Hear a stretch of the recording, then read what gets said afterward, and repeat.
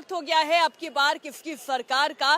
सारी जद्दोजहद सरकार बनाने को लेकर है, इसलिए 2024 को लेकर मंथन भी गहन चल रहा है। इस वक्त मैं मुंबई में मौजूद हूँ और ठीक मेरे पीछे है ग्रैंड हयात होटल, जहां पर 28 विपक्षी दलों के 63 नेताओं का जमावड़ा जुट रहा है।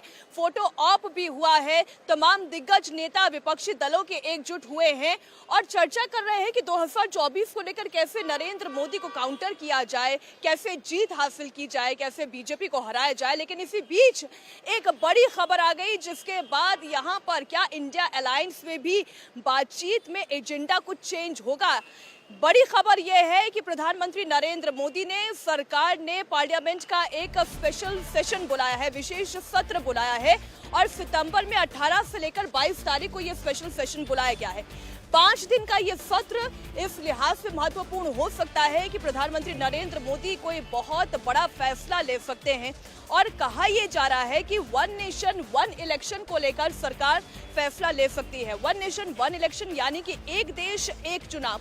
हालांकि ये कोई पहली बार नहीं है जब वन नेशन वन इलेक्शन को लेकर चर्चा की जा रही हो। इससे पहले भी समय समय पर ये चर्चाएं उठी थी, खासतौर पर उस कमेटी की रिपोर्ट के बाद जिसमें ये कहा गया था कि अगर पूरा देश एक साथ एक चुनाव कराता है तो इसमें जनता का बहुत सारा पैसा बच सकता है। करोड़ों की लागत जो अलग अलग चुनावों को करवाने में आती है, सरकार वो फंड बचा सकती है और इसका सीधा सीधा असर जो बेनिफिट स्कीम्स जनता को दी जाती है उसमें पड़ सकता है।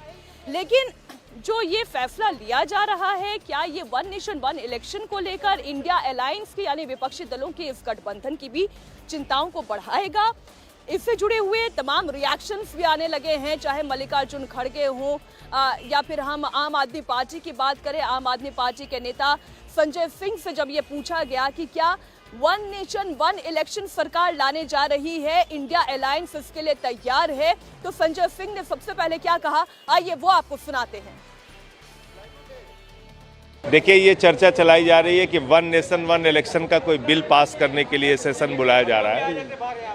निश्चित रूप से ये एक मोदी जी की घबराहट साफ तौर पे दिखाई पड़ रही है। 3 राज्यों के चुनाव बीजेपी हारने जा रही है, जिससे ये वन नेशन वन इलेक्शन की बात कर रहे हैं और सरकार के मंत्री भी अमित शाह जी से बातचीत करके इस प्रकार की चर्चा कर रहे थे कि चुनाव पहले हो सकते हैं, चुनाव पहले कराए जा सकते हैं। ये उसका नतीजा है, ये घबराहट है इंडिया गठबंधन के बनने के बाद से।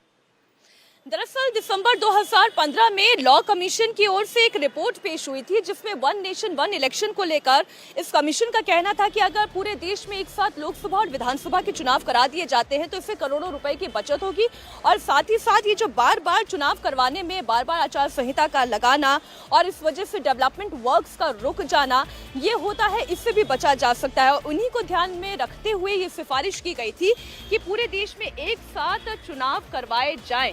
लेकिन क्यों ये कहा जा रहा है कि वन नेशन वन इलेक्शन का ही अनाउंसमेंट इस विशेष सत्र में हो सकता है, उसके पीछे भी एक कारण है।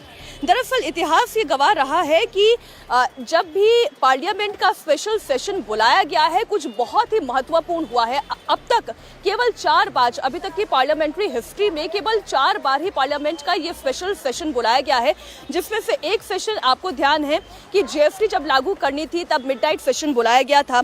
इसके अलावा आप 1997 की बात करें, जब आज़ादी के 50 साल पूरे हुए थे, तब पार्लियामेंट का विशेष सत्र बुलाया गया था।